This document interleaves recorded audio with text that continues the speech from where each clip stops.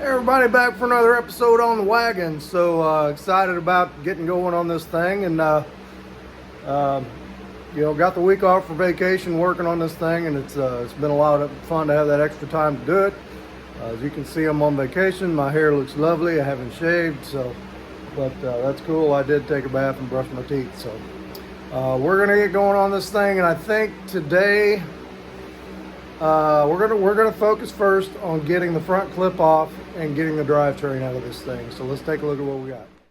No, you're not bringing home another piece of junk.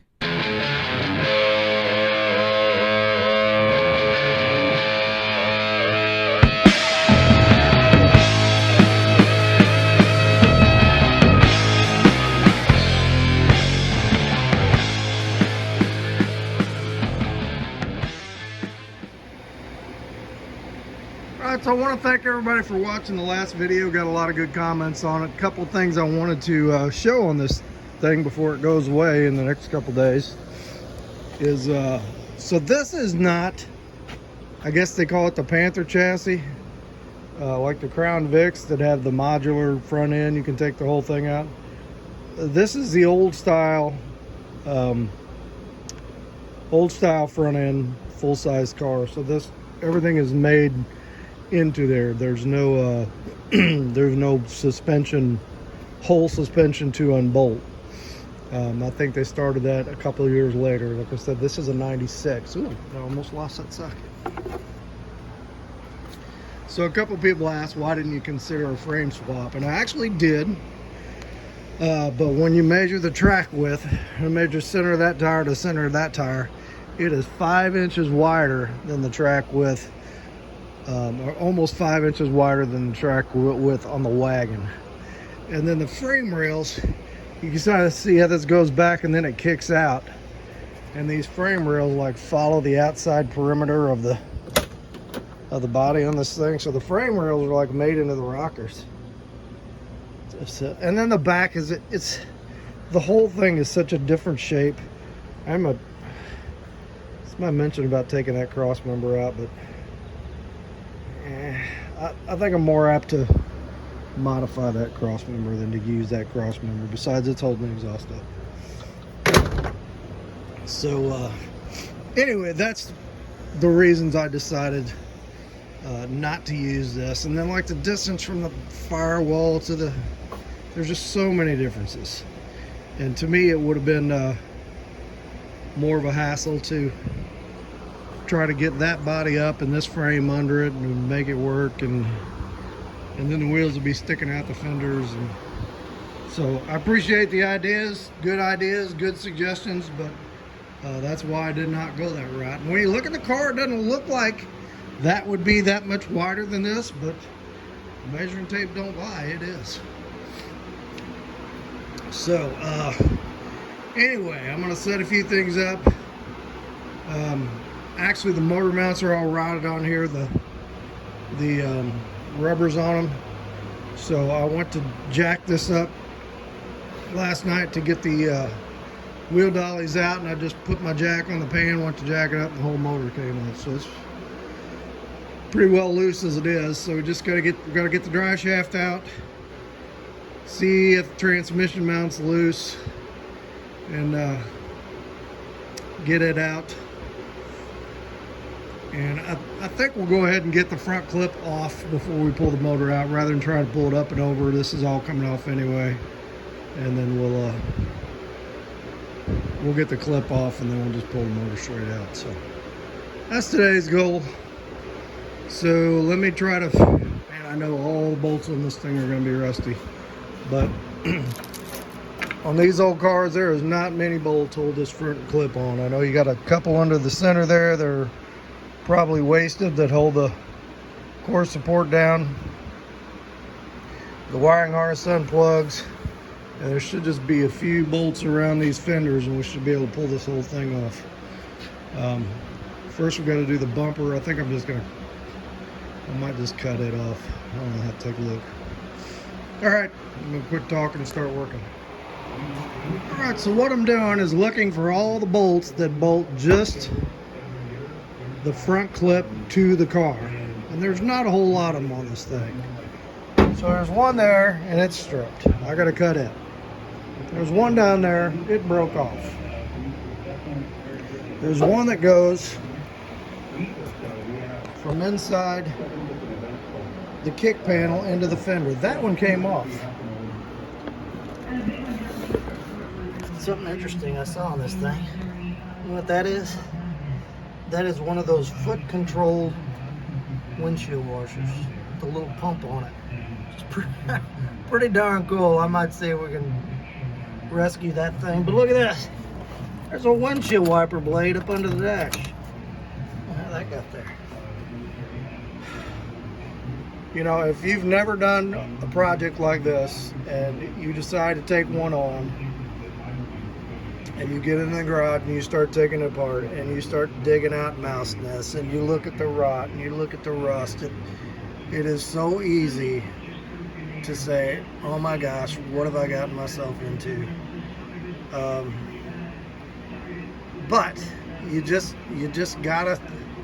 gotta take little bites. You gotta focus on one thing at a time. If I look at this and say my project is to get this running and driving, it seems overwhelming. If I look at this and say my project is to get these 1, 2, 3 bolts out, it's a little more manageable. There's definitely a mind game to it. You got to play with yourself. So, got to get these bolts out. Got to get those bolts out. I stripped that one also, and it should be ready to pull it. I think there's one up in the fender. Like, where's that sucker at? Right there. So I soaked that with some PB Blaster. It goes from the fender in that way. So Ford actually made this pretty easy to take apart. So I'm much easier than that Impala was. So I'm giving Ford a plus here. So, all right, let me try to tackle the rest of these bolts and we can see if we can get this off of here. All right, so 7 bolts. 8 bolts to take this whole front end loose. Now that's pretty good. What's the old Ford slogan? Ford, a better idea. That is definitely a good way to do it. I wish they did it that way now. Let's see if we get this thing off.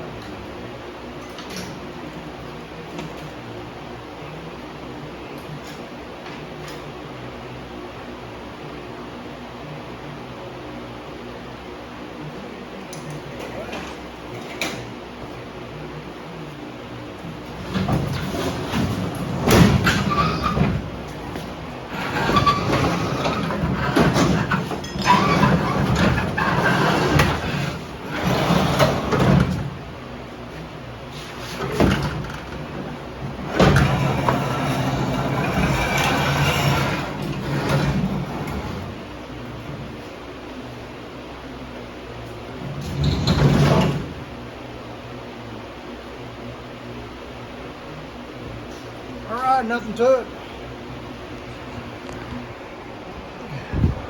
Some old bolts were a little tough to get to, but and I ended up cutting them all. Excuse me, only a couple came loose, but you can see this is pretty good in here. A little rust hole there we'll fix. That's good and solid. All that's good and solid. All this looks good. Mounts are good. These, this is all good. All right, I feel good about that. The floor pans look pretty good down to about there, so I think we'll be able to just clean that metal up under there and tack onto it and reuse some of it. So, and then you can see its frame is not bent, frame horns haven't been wrecked. Looks like somebody hooked a chain onto this to pull this thing because it bent the heck out of that sway bar. Look at that, that sway bar doesn't even have a mount. It just goes up in here behind the control arm. That is crazy. I don't know if we're going to put that thing back on or not. I'll just get rid of that thing. Or was it, no, it was mounted up here. Here's the hose for it. Somebody hooked a chain on it and used that to pull. Probably broke those things and then bent the links. So it might still be good. Not as crusty as I thought it was going to be. Rust, yes. Through rust, no. So that's good. All right, I think I'm going to eat some lunch, sweep this mess up, and then I might take the seat out. I might go ahead and get the front seat out today instead of pulling this drivetrain. We'll do one of the two. I'll think about it while I'm eating some lunch. And so for this video, I'd like to get drivetrain out, front seat out for sure. I don't know about back seat, maybe back seat, maybe the bottom part of the back seat. This thing tilts forward.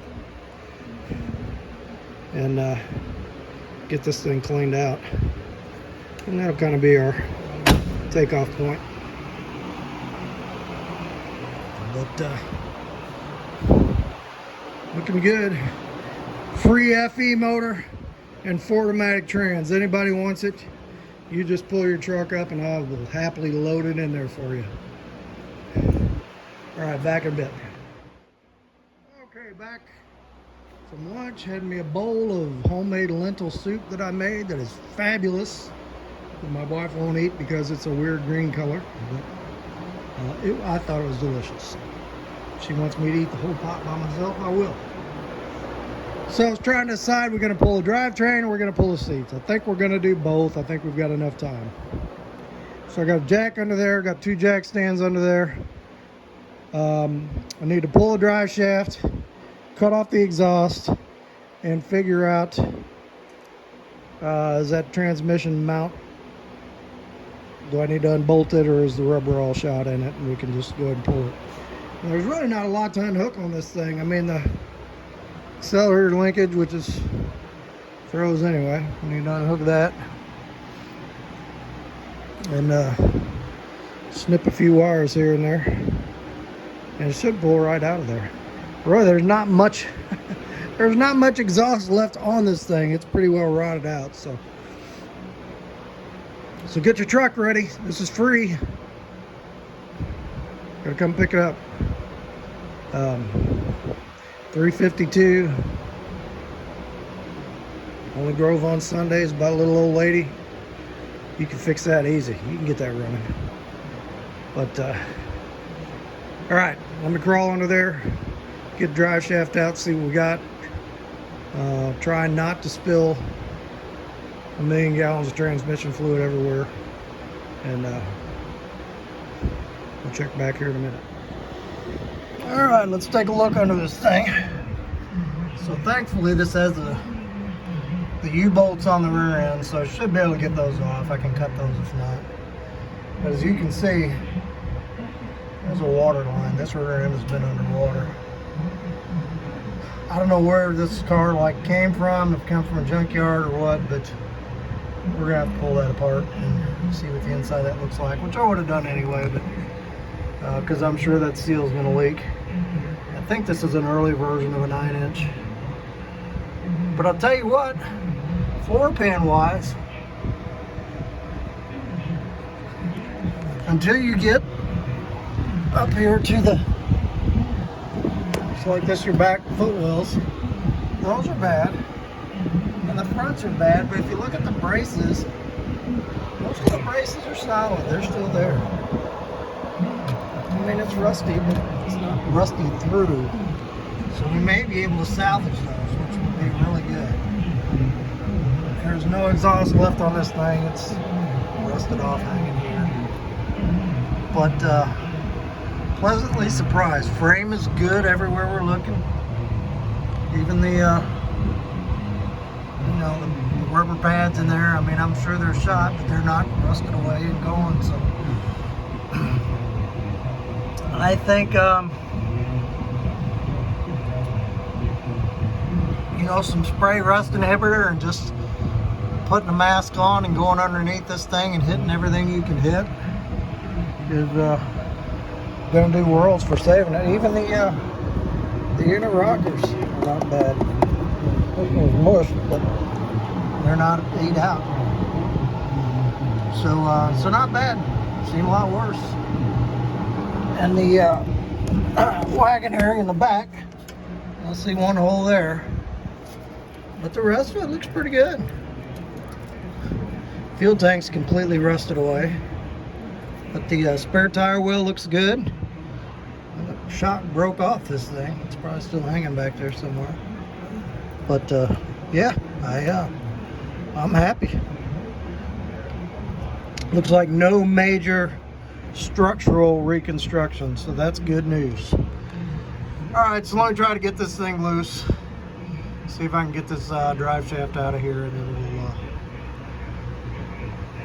we'll move to the back of the engine to see what we got to do up there. Okay, we got the drive shaft out, and I went ahead and cut the U-joint on the front yoke. I ended up having to cut them U-bolts. The nuts came off, but I couldn't get them out of the yoke in the back. So we cut those. I cut the U-joint on the front yoke, and I just shoved it back in the transmission so I wouldn't spill fluid all over the place, because we're not going to use, obviously not going to use that yoke. Got the speedometer cable cut, because it was junk. Transmission's unbolted.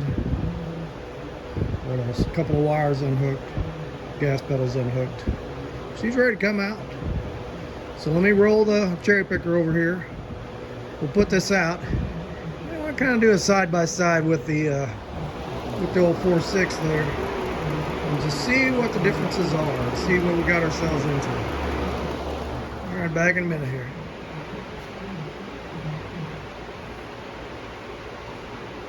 Okay. So let's see what we can do.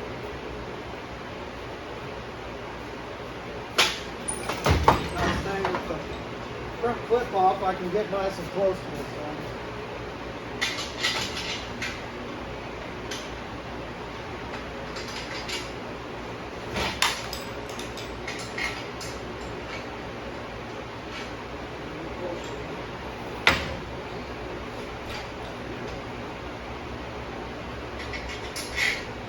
Lots of swinging room.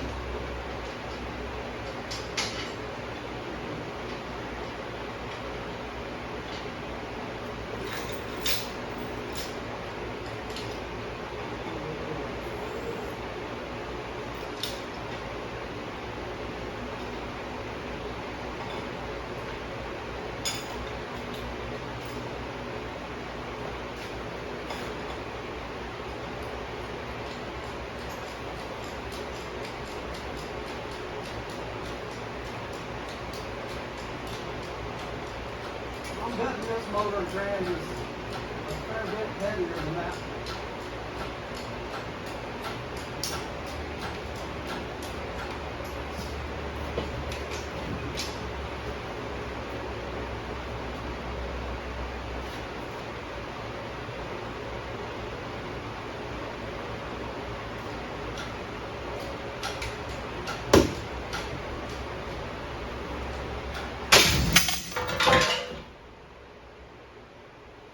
That doing good.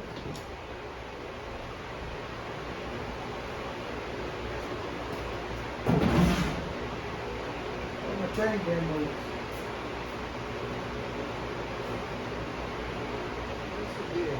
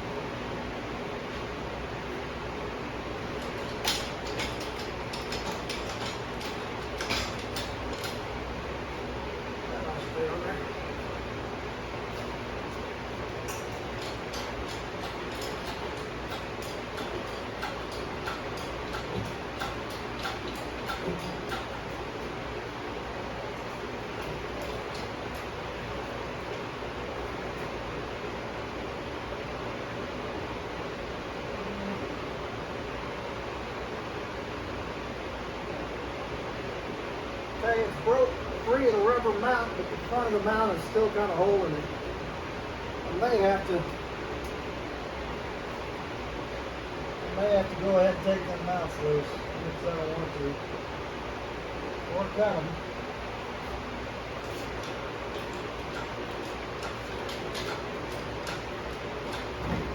Well, let's see. Oh, there we go.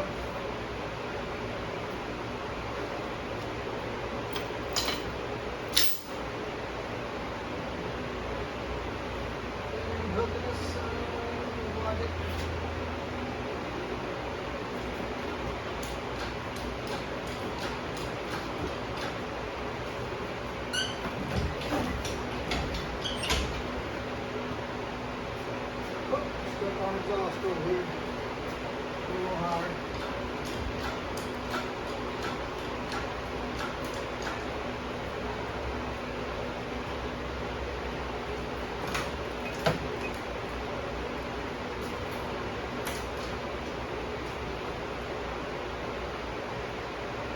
Good there.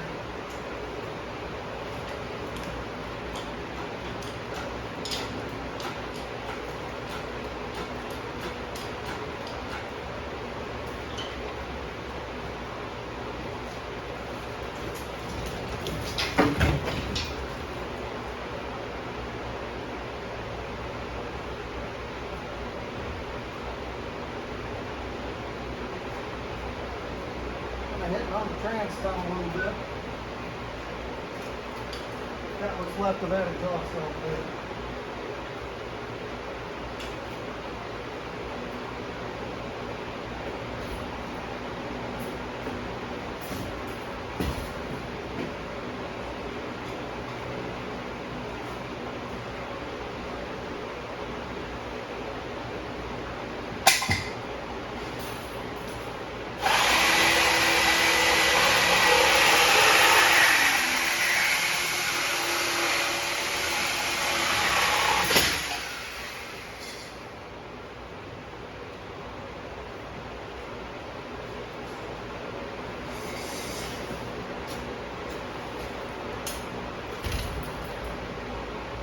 Exhaust pipe, it's like about a 1 7/8.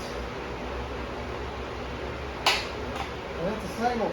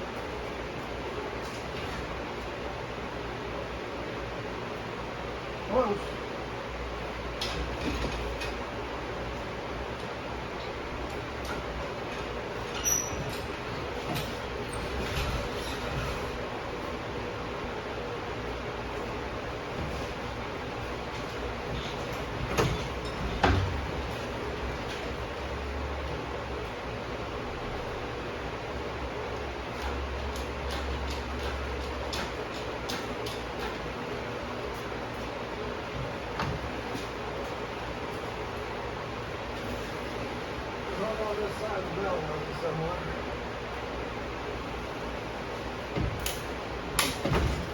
There we go.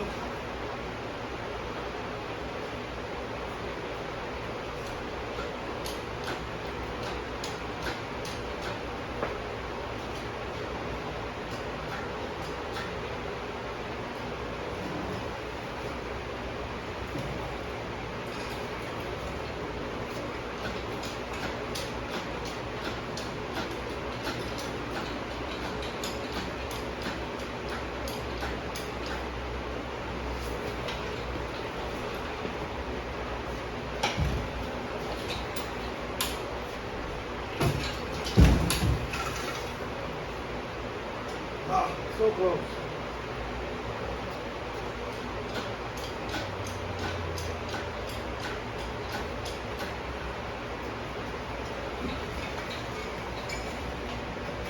There we go.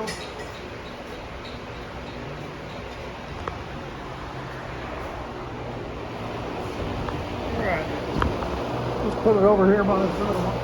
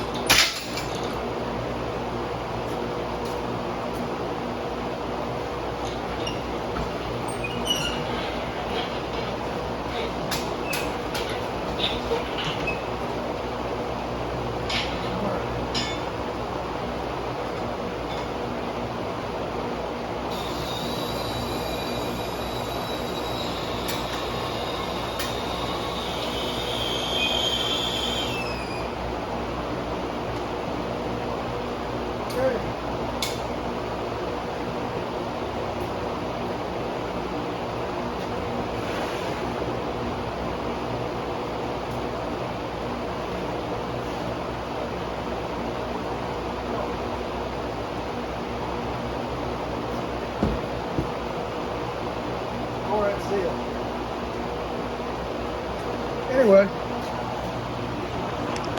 so if you look,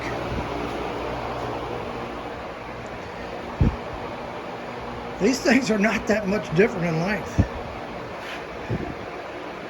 I mean, I know this one's sitting a little bit ahead, but if I got that up to here, I think that transmission might actually be a little bit shorter than this one. So that's good. Definitely wider. So we're going to have to deal with that. Another thing I noticed right off, this is a front sump oil pan. That's a rear sump oil pan. That could be a problem. Because where the rear sump would be is where the steering is. And you got all this room where the front sump should be. But I know the swap has been done. If you look on YouTube, there's a lot of 57, 58, 59 Fords that are running the 4.6 on the stock frame. So I might just have to do a little research and see how did they make that work. All right, so what we're gonna do now is I'm gonna sweep this pile of garbage up, and I wanna go ahead and get, what time we got? It ain't even 1 o'clock yet. Let's get the seats out of this thing. I might leave the cushion of the back seat, but let's get the front seat and the cushion of the rear seat out, and take a look at the floorboards and see what we're dealing with. So far, so good. I'm pretty happy with what it's looking like. We're gonna have to figure this out. All right, back in a bit. All right, got the front seat out. So that's what we got. And like I said, we can see the floor pans are bad, but it's looking like the braces under the floor pans can possibly be saved. So I kind of went through this on a 50 Plymouth that I did. Looked about like this and ended up just stripping the sheet metal off of the floor pans. You know, you got to grind the spot welds to get it off, but cleaning those up, painting those. In fact, if you look on my intro, I think you can see some of that work. And then I put floor pans in. It came out great. I don't think we're going to have any problems with this one. I need to get that back seat out. There are several bolts hold that thing in, and then the locks that hold the, because this is all one unit. I thought the bottom was one unit and the top was one unit, but it's all one piece, and the brackets are riveted together, so it's all going to come out together. So I'll work on that a little bit later. But I need to stop for today, cut some grass because it's getting ready to rain and the grass is already tall. Tomorrow, so the heater and the heater controls is missing in this thing. I found another 59 for parts that has the heater in it. The guy's gonna make me a deal on it, but I got to take it out, and it's 3 hours away. So we're gonna head out early in the morning, go get those parts. So we got them for this, and maybe we'll film a little bit of that on the way and down there doing it. Funny story, there was two of them on there. One of them was like 2 hours from home, and I was gonna go to that one, and the lady called me last night and she said the car's down in the field, and I went down to check on it, and there's two big vultures living in it. So can you bring some firecrackers to try to chase the vultures off so you can get in the car? And it's like, no, I don't want to try to chase vultures off, and I don't want to lay in vulture poop, and I don't want to drive 2 hours and get down there and then maybe can't get to it. So we defaulted to this other one. But that's it for today. We'll pick this back up on the when we get down and take a look at this other one tomorrow. All right, got the grass cut. We didn't know it clouded up, and I'm like running to get the grass cut, and it never did rain. It passed over. So, oh well, it's done. Anyway, I did go back and I cut the motor mount pads out of this thing just so I would have the bottom, the pad of the motor mount to go with the mount. And then somebody had suggested on the last video to take the cross member. At first I wasn't going to, and I thought, it's probably a good idea. So I went ahead and pulled it out and tied that exhaust up like that. So everything is ready to go on this heap. Okay, tomorrow, like I said, we are gonna take a little road trip, look at another one of these. I'm gonna take a little extra money, take some money for the heater box and the controls, but like I'm missing a piece of chrome off of that fender, and yeah, just whatever. This hood is really rough. I mean, it's rusted through there. It's kind of beat up and twisted up back there. He's got a better hood. We might go with that. I don't know. Yeah, that thing is really ate up. But we'll see what's on it that we can use. And I think all the knobs off the dash are gone, so maybe we can get those. Okay, well, let's take a road trip tomorrow and see what we can come up with. Morning, everybody. So we are headed out on a road trip for wagon parts, heater box and controller for sure, and we'll see what else this thing has on it.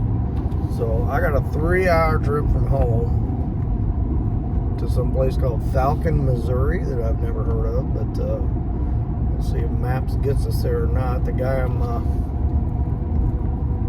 I'm dealing with. He says, I guarantee you Maps is going to get you lost. Here's my phone number. Give me a call when you're lost and can't figure out where you are. So we'll see what happens. So I'm not going to do the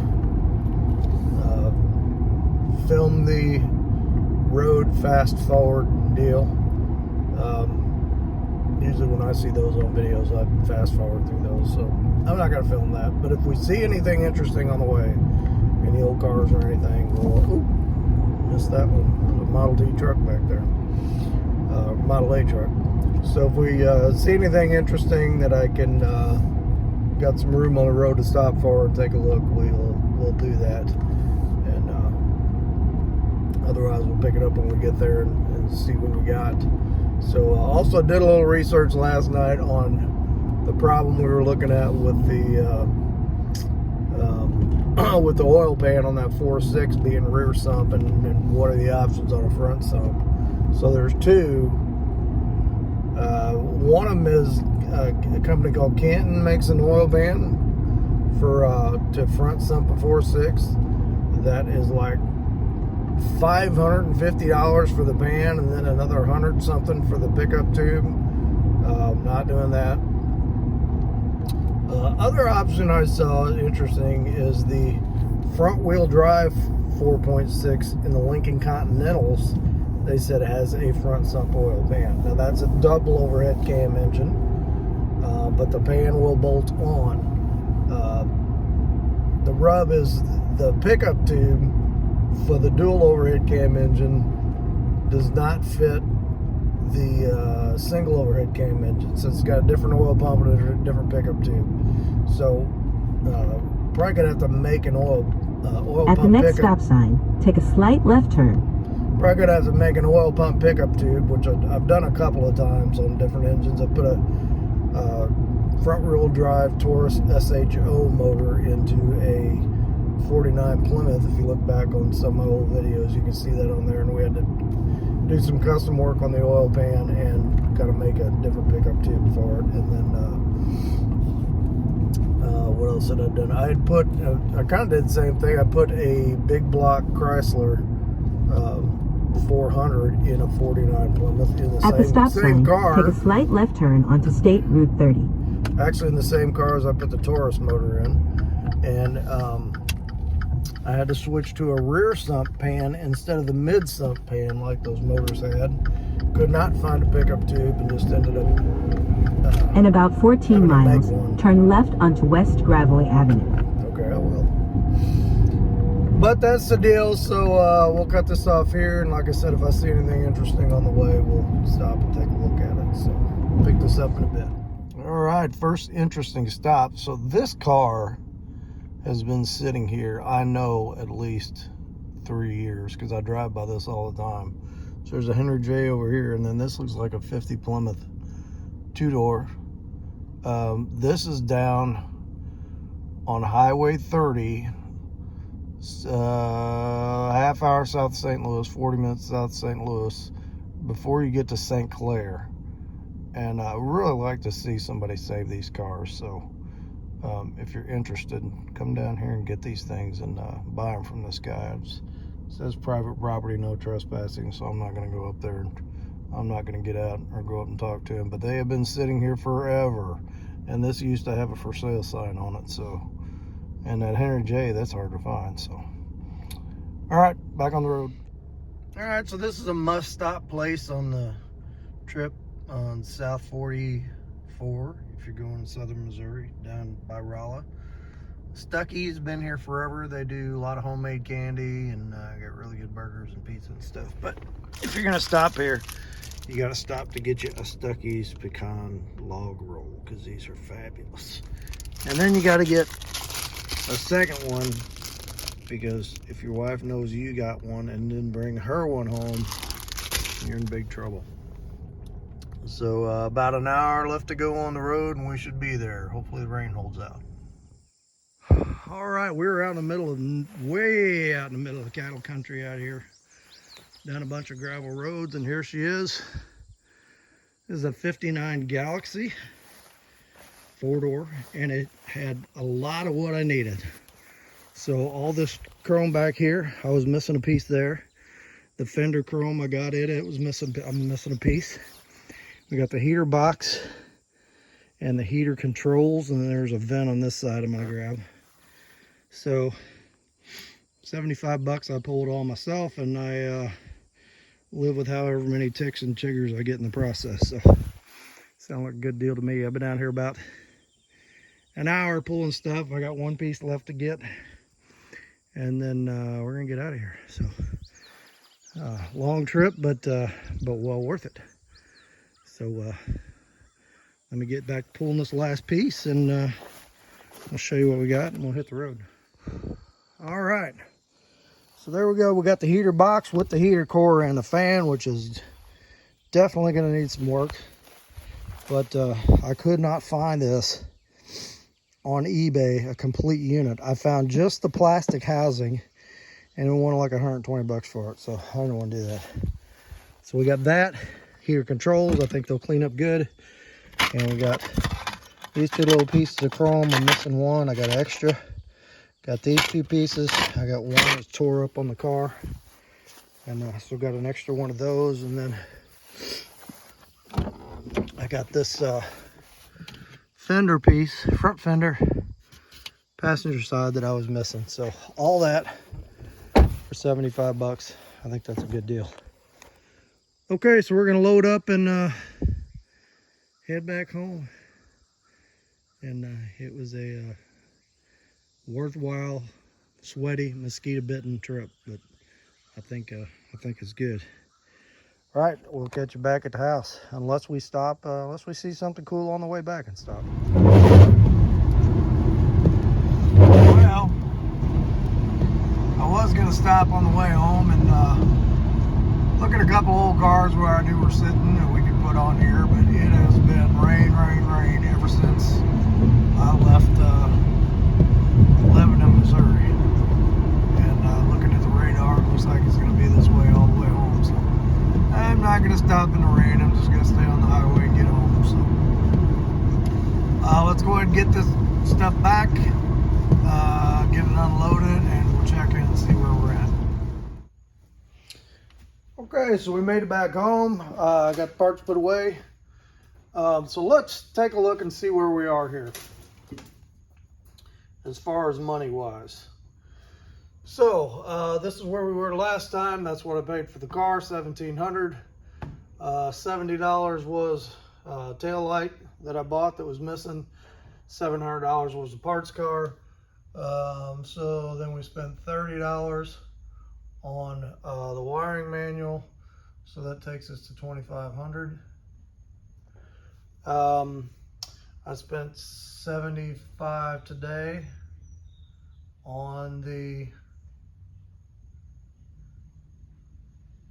heater and chrome parts I just bought. I spent $55 on an oil pan, a front sump oil pan from a 2000 Lincoln Continental that we're gonna swap over. So that is, let's see, that's 10, 7, 8 and 5 is 13, 26, 30. But I sold the old locked up motor and transmission for $50. So we're at $25.70 total so far for what we got in this project. So I want to try to keep track of this and just see how much it costs to build this thing. You know, we're doing it on a budget. We're saving lots of money. We got a lot of good parts off the parts car that's going to save us a lot of bucks. So anyway, that's where we are. Let's go ahead and we'll call this video here. Let's get a word from the Lord, and next video I think I'm going to get that oil pan in. We're going to split the motor transmission apart, and I'm going to strip some things off this motor to get some of the weight off of it, get it up on a stand. We'll swap the other oil pan on it, And maybe we'll take the transmission without the converter and just throw a couple bolts in it onto the motor, a little less weight. And then we are going to see how this thing fits and what we got to do to build motor mounts for it. So that will be probably be the next one.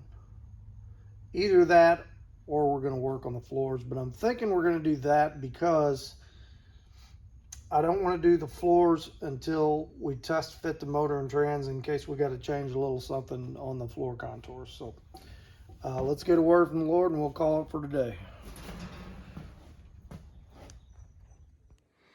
Hey everybody, thanks for going along today on our little trip down there and for hanging along on this video. So I know I just put one out a couple of days ago, but you know, we was rocking and rolling on this thing while I had some time off, so I thought I'd get another one out. Did a pretty long message on the last video, so we'll keep it a little shorter on this one. Just to delve into some things I've been talking about the last few days. You know, politics is a big thing right now, and I've got some relatives who are on one side of the aisle, and I'm on the other side of the aisle. And I'm sure that a lot of you out there are in that same situation where you have family members that are have different political views than maybe what you have. Maybe you and I have different political views. But for this is especially directed at those of us who are Christians and who are believers. And I saw a quote on Facebook a few days ago, and it said, some of us are donkeys, some of us are elephants, but let's not forget that we all belong to the Lamb. And I think that is so important as we go into these last few months of election season, because you know what? If Harris wins, the Lord's got it. If Trump wins, the Lord's got it. If Robert F. Kennedy wins, the Lord's got it. If you know, China invades us and the country becomes communist, and we have to give up our way of life and start worshiping in our, you know, hiding in our houses and meeting up secretly, and they abolish all the churches, the Lord still got it. No matter what happens, no matter who gets in this election, God is still in control, and our job is still to go out there and share the gospel and share what Jesus has done for us and try to bring others in. So that's the meat and potatoes of it. So you know, we can all have good fun with it. You know, my father-in-law is a Democrat and I'm a Republican, and we kind of poke at each other. You know, but still a good guy. I still love him, and my parents were Democrats, and you know, that friendly sparring can be fun. Don't let it get out of hand. But like I said, just remember that we're all still Christian brothers and sisters, and that no matter who gets in there, the Lord has still got it. So we'll leave it at that today. And a quick word of prayer. Father, I just thank you for today. Thank you for all my viewers out there, and I just pray for each one of them. And we just would really lift our country up for what's coming in the next few months. You know, we all may have different ideas of which is the right way to go, but we know that you know the right way to go, and that no matter what happens, you are in control. And we just I want to pray for all these candidates. Excuse me, all these candidates that are running, that no matter who gets in there, that they would answer to you, that they would seek you out, and that you would draw them close to you to govern our country in a way that's pleasing to you. And we just ask for that we would have a peaceful and a gracious nature towards each other the next few months, and that we make your word, sowing your word and sowing your seed and getting your word out there the focus of what we do. We ask this in the name of your precious son, Jesus. Amen. All right, hit like, hit subscribe. Got a lot of junk in my lungs from crawling around in that junk car today. Like I said, next video we'll probably look at starting to figure out motor and transmission and how it's going to fit in there and all that good stuff. So Thank you all so much. Hit like, hit subscribe, leave a comment.